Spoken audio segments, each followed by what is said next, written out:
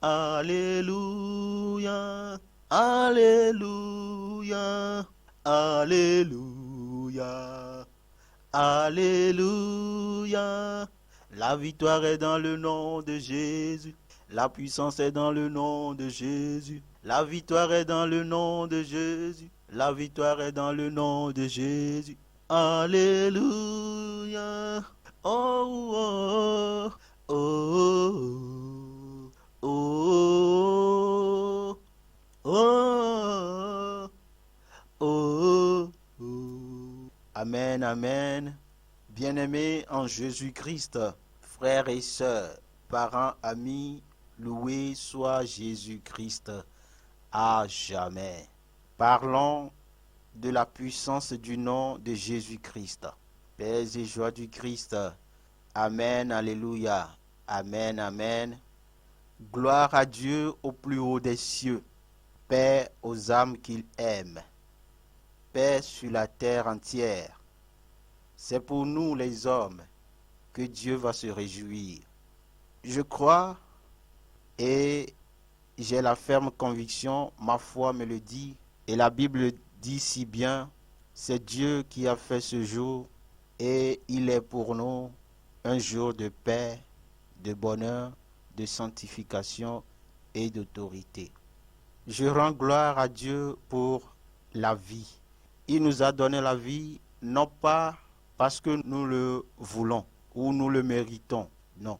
Il nous a donné la vie grâce à son Fils Jésus-Christ.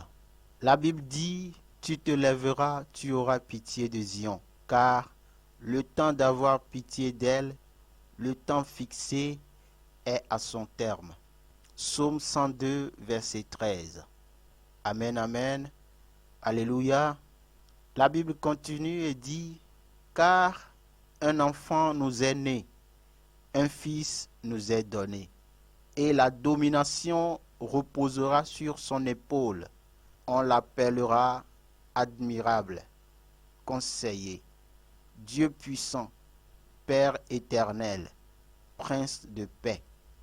Ésaïe 9, verset 6. Le Saint-Esprit nous est envoyé comme justice, puissance de Dieu, consolateur, paraclétos. Nous avons besoin de la grâce de Dieu. En toutes choses, la victoire est dans le nom de Jésus.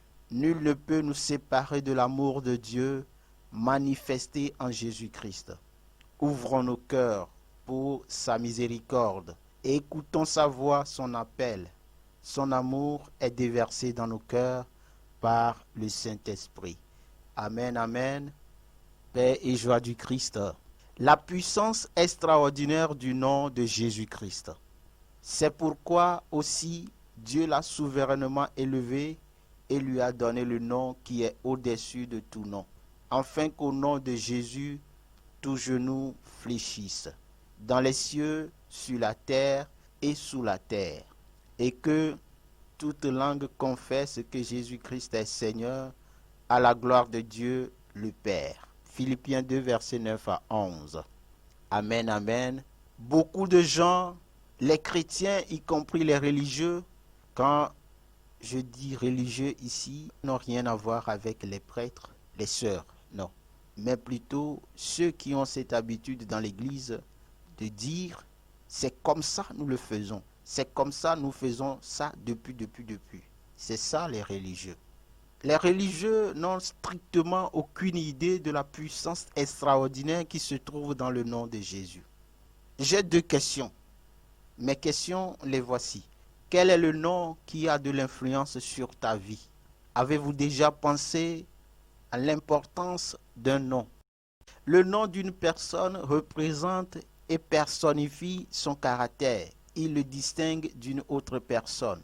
Lorsque nous appelons quelqu'un par son prénom, nous déclarons une chose spécifique sur cette personne. De la même manière, lorsque nous prononçons le nom de Jésus, nous prononçons bien plus qu'un nom.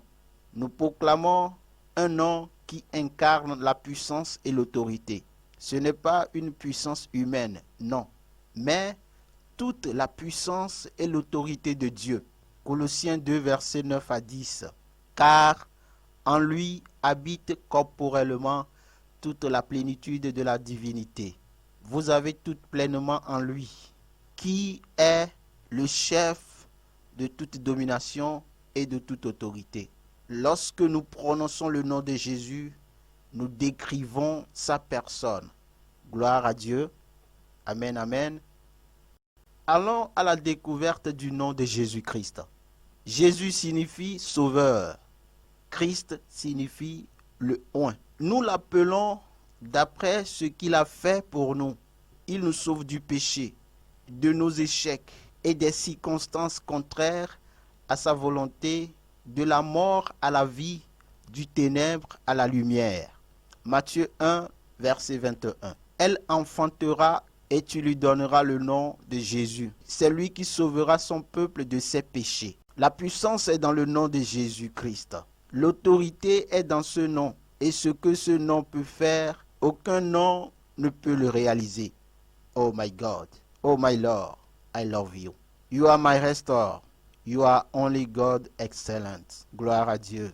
Je nous invite à croire en Jésus-Christ et à avoir foi en lui pour que nous et nos familles, notre entourage, nous soyons libérés du joug de la servitude, libérés de l'esclavage du péché, de la main du diable et ses anges, libérés de la peur qui nous rend esclaves de la timidité, libérés du mal. Amen, amen. Il est écrit dans le livre du Philippiens 2, verset 10, « Afin qu'au nom de Jésus, tout genou fléchisse dans les cieux, sur la terre et sous la terre. » Romains 14, verset 11. « Car il est écrit, je suis vivant, dit le Seigneur.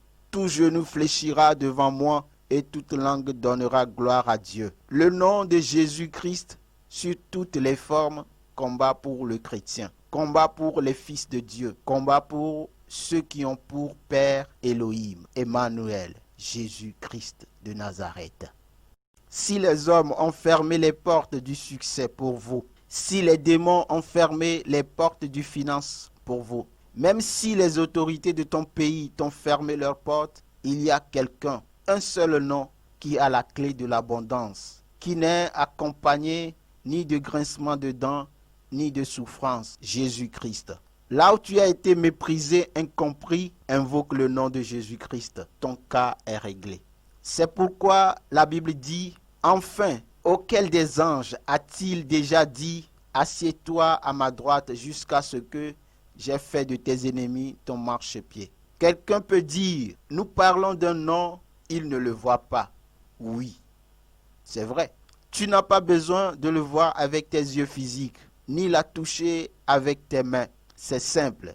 Derrière ce nom, Jésus-Christ, se cache la vie. Pas n'importe quelle vie, mais la vie éternelle. Amen, amen. Acte 2, versets 10 à 12. Psaume 50, verset 15. Jérémie 33, verset 3.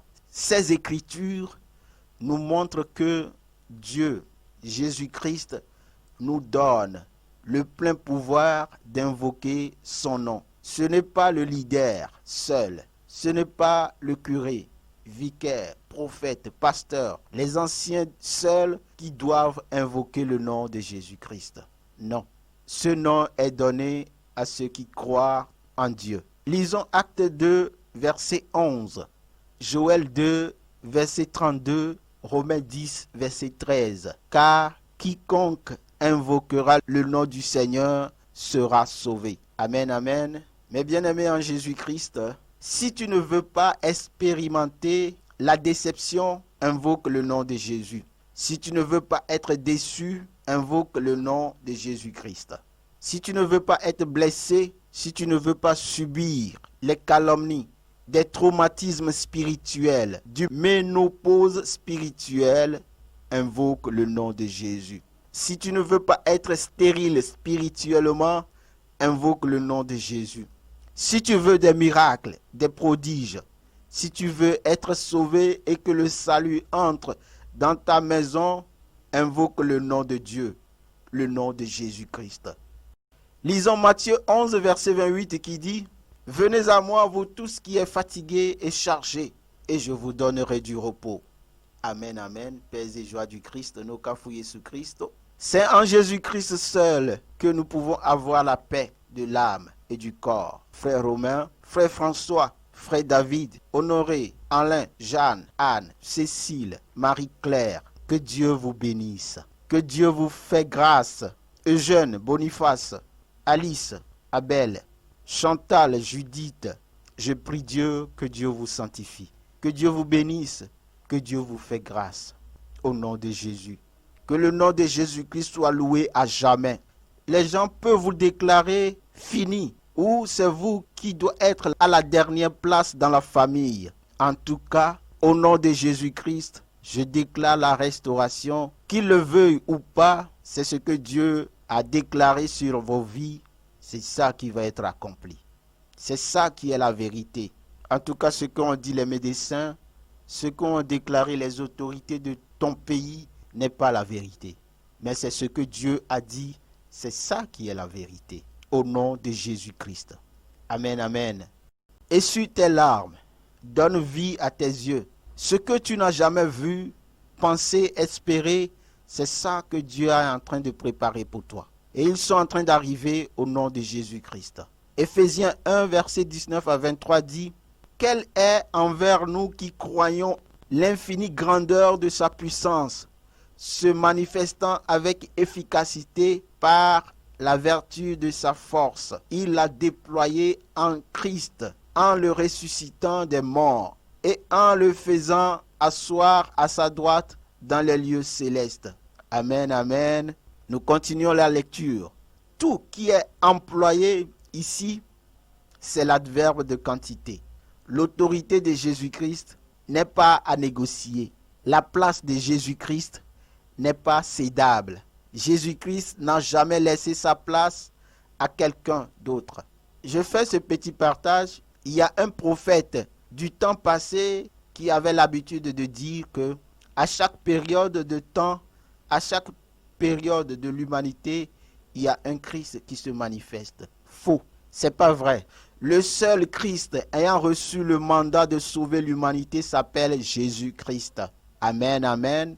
C'est à lui et sous ses pieds que l'autorité a été donnée. C'est pourquoi les autres se sont fait appeler les petits Christ. Leur tombeau existe toujours. Mais le Christ, Jésus-Christ de Nazareth, dont je nous parle, est mort et ressuscité d'entre les morts le troisième jour. L'autorité dans le nom de Jésus-Christ est suprême. Quand nous utilisons le nom de Jésus-Christ, nous sommes connectés à l'autorité suprême et nous devenons ainsi des autorités déléguées. Amen, amen. Amen, amen. Quand nous avons un pouvoir délégué et que nous en connaissons les contours, gloire à Dieu. C'est le Saint-Esprit qui répond de nos actes. La responsabilité qui nous incombe, c'est de vivre dans la communion avec Dieu, marcher dans la sanctification, avoir une vie de prière, une vie d'intimité. Lorsque nous avons cette vie, le Saint-Esprit répond pour nous. Même si le Saint-Esprit ne répond pas, la Bible dit, nous avons notre avocat auprès du Père. Et c'est qui cet avocat? Il a un nom. C'est Jésus-Christ de Nazareth. Acte 2, versets 6 à 8. Alors Pierre lui dit, je n'ai ni argent, ni or, mais ce que j'ai, je te le donne. Au nom de Jésus-Christ de Nazareth, lève-toi et marche. Alléluia. Alléluia. Amen, amen. Le paralytique a pour besoin l'argent. Mais pour Pierre, le besoin du paralytique, c'est de marcher. Et pour marcher, il faut une autorité pour commander dans le surnaturel, pour appeler à l'existence ce qui n'existe pas dans le monde physique. Lorsque toi, chrétien, tu te rendras compte que tu as une richesse pour faire fleurir, pour faire vivre là où il n'y a pas la vie, pour donner de la lumière là où il y a du ténèbre. Mon frère, ma soeur, alléluia, paix et joie du Christ. Lorsque toi, chrétien, tu te rendras compte que tu as un pouvoir pour fleurir, lorsque tu te rendras compte que tu as une autorité pour faire sauter, marcher, donner de louanges, joie, lorsque tu sauras que cette richesse, cette autorité n'est pas dans ta poche, ni dans tes muscles, mais plutôt dans ton âme, tu n'oseras plus à faire le shopping en bikini. Tu n'oseras plus à t'habiller en maillot de bain. Tu n'oseras plus à porter des collants, des pantalons. Tu n'oseras plus à s'habiller près du corps. Tu n'oseras plus à porter les mini-jupes. Tu vas finir avec tout cela. Tu ne peux plus être monsieur tout le monde, ni madame tout le monde. Lorsqu'on est rempli de Jésus-Christ, lorsqu'on est rempli de son autorité, on vit selon sa doctrine, selon ses principes, selon sa volonté. La provision de Dieu pour les hommes est cachée dans le nom de Jésus-Christ. C'est pourquoi Jésus dit, le Père m'a tout donné. Donc Jésus-Christ est la personnification de tout de Dieu. Et s'il habite en nous, et lorsque nous invoquons le nom de Jésus-Christ, ou que nous déclarons en son nom, le pouvoir et l'autorité sont en marche pour l'accomplissement. L'homme nouveau, chrétien, enfant, fils de Dieu, qui porte en lui Jésus-Christ par la nouvelle naissance, il a en lui un puits, une source d'eau vive. C'est pourquoi il est dit dans le livre de Jean 7, versets 37 à 38, le dernier jour, le grand jour de la fête, Jésus se tenait debout, s'écria, si quelqu'un a soif, qu'il vienne à moi et qu'il boive. Amen, amen. Le nom de Jésus transforme tout. Tout ce dont nous avons besoin, c'est de recevoir Jésus-Christ dans notre vie. C'est de l'accepter dans notre vie. C'est de lui faire confiance. C'est d'avoir foi en lui. La Bible dit, le Fils est le reflet de la gloire du Père, qui lui a tout donné. Jésus dit, qui m'a vu a vu le Père. Le Père ne se montre pas aujourd'hui pour dire, viens sur la montagne, je descendrai. Le Père ne se montre pas aujourd'hui et dit, viens à la retraite, tu me verras. Non. Le Père nous dit, va à la retraite, va à la montagne. Et quand nous y allons sur la montagne, le Saint-Esprit vient et nous présente la personne de Jésus-Christ. Amen, amen, paix et joie du Christ. C'est pourquoi il dit dans Jean 14, quand il viendra, il prendra de ce qui est à moi et il vous le donnera. Le Saint-Esprit ne vient pas pour dire adorez-moi, non. Le Saint-Esprit ne vient pas pour dire prosternez-vous devant moi, non. Mais quand il vient, il élève Jésus-Christ et nous-mêmes nous prosternons devant Jésus-Christ. Il n'y a que le salut dans le nom de Jésus-Christ. La vie est dans le nom de Jésus-Christ. La réussite est dans le nom de Jésus-Christ. Que cet livre de vie ne s'éloigne point de ta bouche. Lis-la, médite-la jour et nuit. C'est en cela seul que tu vas prospérer dans tes affaires, dans ta vie. Amen, amen. Le Saint-Esprit est comme partenaire. C'est pourquoi, dans nos prières, nous avons l'habitude de dire, Seigneur, avec le Saint-Esprit, nous te donnons toute la gloire. Nous te prions. Parce que c'est avec le Saint-Esprit que nos prières montent jusqu'à Jésus-Christ. La Bible a si bien dit que nous ne savons pas prier, mais c'est le Saint-Esprit qui prie en nous. C'est le Saint-Esprit qui rend nos prières puissantes et capables. C'est le Saint-Esprit qui, au-dedans de nous, fait sortir nos besoins à Dieu. Le Saint-Esprit, on ne l'adore pas, mais il est un partenaire dans la prière. C'est pourquoi dans Éphésiens 4, verset 30, il dit « N'attristez pas le Saint-Esprit de Dieu, par lequel vous avez été scellés pour le jour de la rédemption. » 2 Corinthiens 5, verset 5 dit « Le Saint-Esprit nous a été donné comme des arts. Lorsque la trompette retentira et que le Saint-Esprit va amener l'Église dans les airs et va le remettre à Jésus-Christ. En ce moment-là, nous aurons le Christ et le Saint-Esprit. Amen, amen, amen, amen. Ma prière est que notre conversion, votre conversion, n'est pas seulement sur les lèvres. Pour que cette parole de l'évangéliste Matthieu 15, verset 8, ce peuple m'honore des lèvres, mais son cœur est éloigné de moi. Le livre du prophète Ésaïe 29, verset 13, le Seigneur dit, quand ce peuple s'approche de moi, il m'honore de la bouche et des lèvres, mais son cœur est éloigné de moi. Et la crainte qu'il a de moi n'est qu'un précepte de tradition humaine. Que ces paroles ne soient pas ton témoignage. Que ces paroles ne soient pas ton partage. Mon frère, ma soeur, seuls, nous allons accepter le Christ. Seuls, nous allons l'accepter et qu'il vienne produire en nous des fleuves d'eau vive. Qu'il vienne nous transformer, nous briser, nous bâtir. Seule une vraie conversion, avec un cœur sincère. La Bible dit, on ne met pas un vin nouveau dans un ancien cruche. Un vin nouveau, un nouveau cruche. On ne met pas un vin nouveau. Que nos vies soient à l'image et à la ressemblance de l'évangile que nous écoutons tous les jours et tous les matins. Ma prière, c'est que nos conversions soient vraies et sincères. Que nos cœurs reçoivent Jésus-Christ et que nos partages et nos témoignages soient à l'image et à la ressemblance de l'évangile. Afin que vous et moi, vous et nous, au son du cri de minuit, nous nous retrouvons avec l'épouse dans son jardin au nom de Jésus-Christ. Amen, amen.